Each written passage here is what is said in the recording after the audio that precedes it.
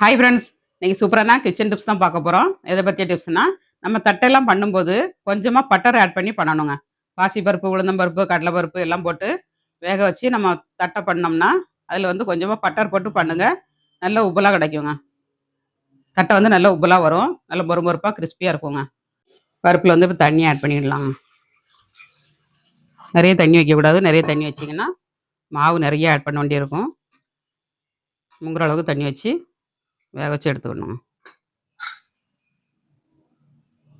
இப்போ குக்கரை க்ளோஸ் பண்ணி ஒரு 5 விசில் விட்டு எடுத்துக்கலாம். இப்போ எல்லாத்தையும் உருட்டி எடுத்தாச்சுங்க.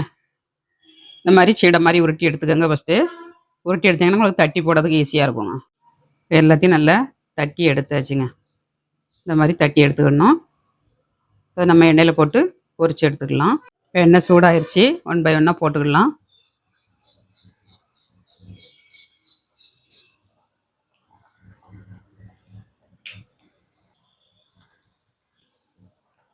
அடுப்பை மீடியமாக வச்சுக்கோங்க. எண்ணெய் காஞ்சதும்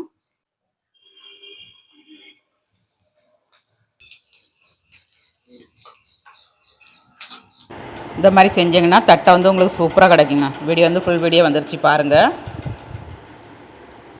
இந்த டிப்ஸை ஃபாலோ பண்ணுங்கள். வீடியோ பிடிச்சிருந்தா லைக் பண்ணுங்கள். நாளைக்கு இன்னொரு டிப்ஸோடு பார்க்கலாம். பாய்.